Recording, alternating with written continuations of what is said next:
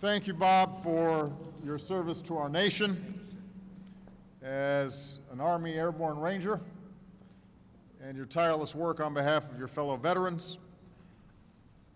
To Vice President Joe Biden, General Dunford, Major General Becker, distinguished guests, to our outstanding veteran service organizations and their leadership, to our men and women in uniform, and most of all, to our proud veterans and your families, it is a great privilege to be with you once again.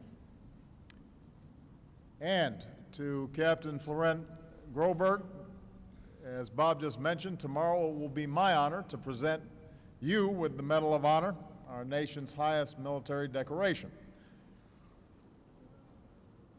To all our veterans here today, and to veterans across America, whether you served on the beaches of Europe, the jungles of Asia, the deserts of the Middle East, whether you served here at home or overseas, in wartime or in peace, whether you served proudly in the Army, Navy, Air Force, Marines, or Coast Guard, you are part of an unbroken chain of patriots who have served this country with honor through the life of our nation. On these sacred grounds, where generations of heroes have come to rest, we remember all those who made the ultimate sacrifice for our nation. And today we gather once more to salute every patriot who has ever proudly worn the uniform of the United States of America. This year, as we mark 70 years since our victory in the Second World War, we pay special tribute to a generation that literally saved the world. We're joined by several of those heroes, including our oldest known female World War II vet, Army Lieutenant Colonel Luda C. McGrath, who this month turns 108.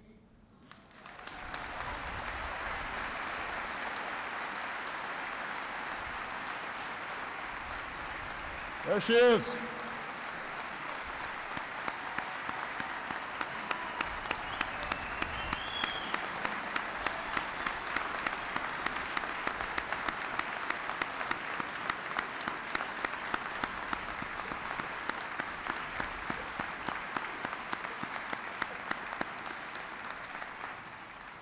And I would ask all of our veterans and families of World War II, if you can stand, please stand or raise your hand so America can thank you one more time.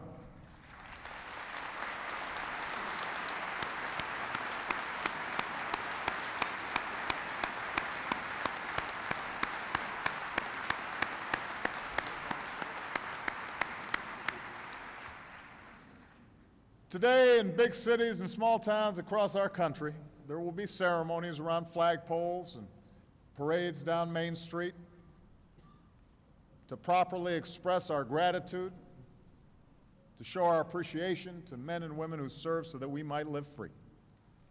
It is right that we do so. But our tributes will ring hollow if we stop there. If tomorrow, after the parades and the ceremonies, we roll up the banners and sweep the veterans' halls and go back to our daily lives, forgetting the bond between the service of our veterans and our obligations as citizens, then we will be doing a profound disservice to our veterans and to the very cause for which they served. This day is not only about gratitude for what they have done for us. It is also a reminder of all that they still have to give to our nation and our duty to them. And that's what I want to talk about briefly today. We're in the midst of a new wave of American veterans. In recent years, more than 1 million of our men and women in uniform, many of them veterans of Afghanistan and Iraq, have completed their military service and returned to civilian life. Each year, at least another 200,000 do the same. Our 9/11 generation of veterans are joining the ranks of those who've come before, including many of you, are veterans of Korea and Vietnam. Our tributes today will ring hollow if we do not ensure that our veterans receive the care that you have earned and that you deserve. The good news is that in recent years we've made historic investments to boost the VA budget, expand benefits, offer more mental health care and improved care for our wounded warriors, especially those with post-traumatic stress and traumatic brain injury. We've now slashed the disability claims backlog by nearly 90%. We're reducing the outrage of veterans' homelessness and have helped tens of thousands of our veterans get off the streets.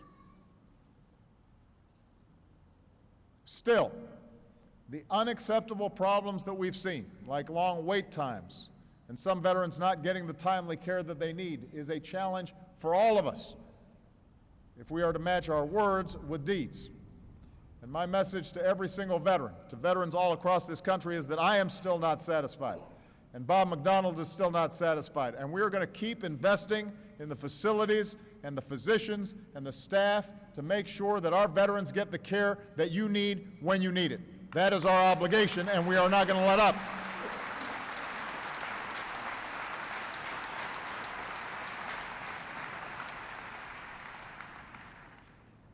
Our tributes today will also ring hollow if we don't provide our veterans with the jobs and opportunities that you need when you come home. That's why we've helped more than 1.5 million veterans and their families pursue an education under the post-9/11 GI Bill. That's why we worked to make sure that every state now provides veterans and their families with in-state tuition. That's why we're fighting to make it easier for our veterans to get the licenses and certifications to transition the outstanding skills they gained in the armed services to civilian jobs.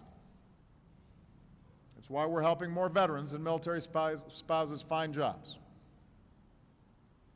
And today, the veterans' unemployment rate is down to 3.9%, even lower than the national average.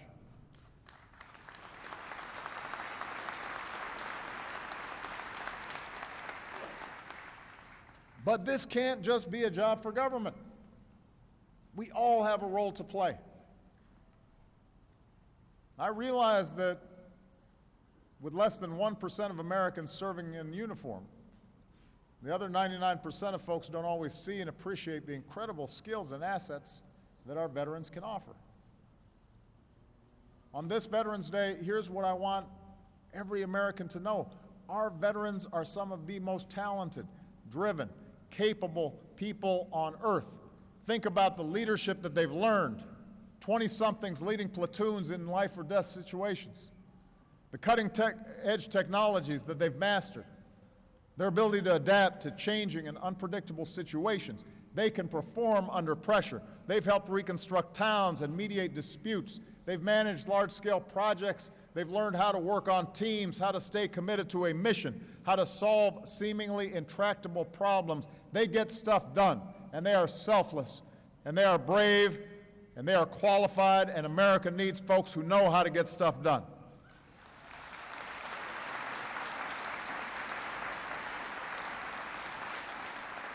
If you can save a life on the battlefield, you can save a life in an ambulance. If you can oversee a convoy or millions of dollars of assets in a conflict zone, you sure can help manage a company's supply chain. If you can maintain the most advanced weapons in the world, surely you can manufacture the next generation of advanced technology right here at home. Our veterans will tell you themselves, they may have put away their uniforms, but they're not finished serving their country.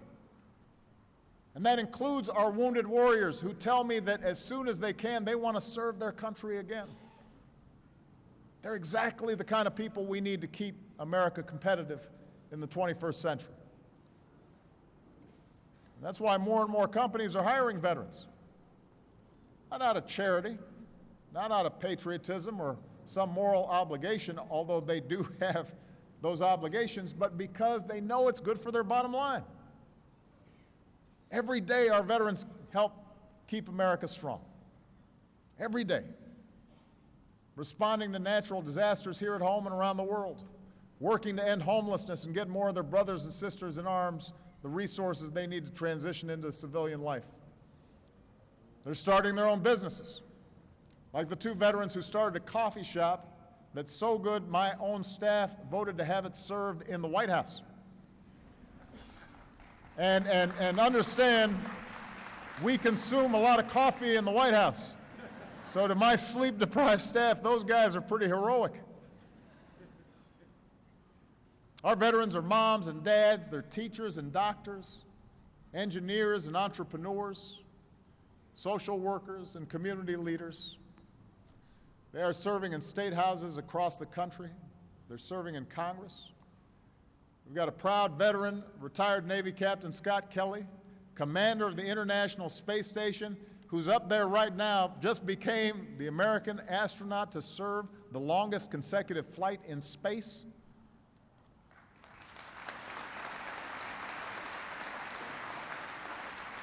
Our veterans are already making America great every single day.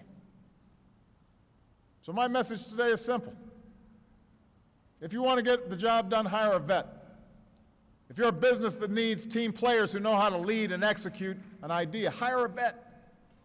If you're a school system that needs dedicated, passionate teachers, hire a veteran.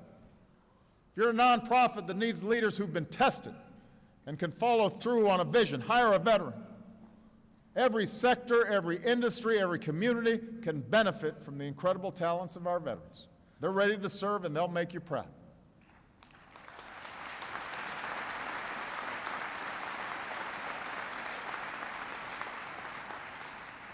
I want to just give you one example. A young woman named Jennifer Madden. Jen joined the Army at 17 years old. She wanted to be just like her grandpa, a Korean War veteran. Her very first day of basic training was September 11th, 2001. She deployed to Afghanistan, where she pulled security details during attacks. She lost one of her close friends in combat.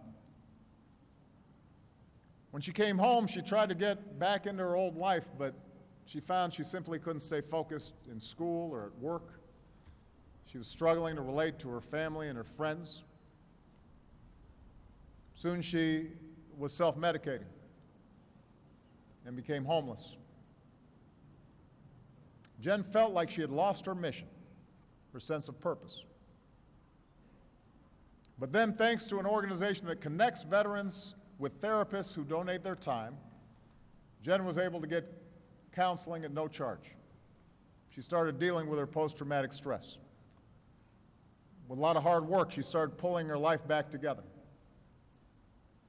And today, Jen and the love of her life, Josh, are raising two beautiful children. She is a licensed nurse. She works at a rehab facility helping folks who were just like her, including veterans, get back on their feet. And through Michelle and Jill Biden's Joining Forces initiative, she's an advocate for her fellow veterans. Jen is here today, and I want Jen to stand if she can, because I want everybody to thank her for her courage, her example, for her telling her story. We are extraordinarily grateful. Thank you, Jen.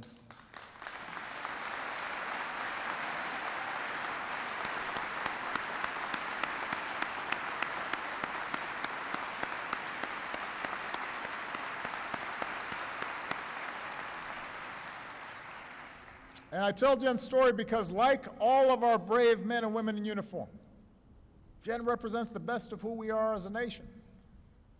She has sacrificed for us, and sometimes has the scars seen and unseen that are part of that sacrifice.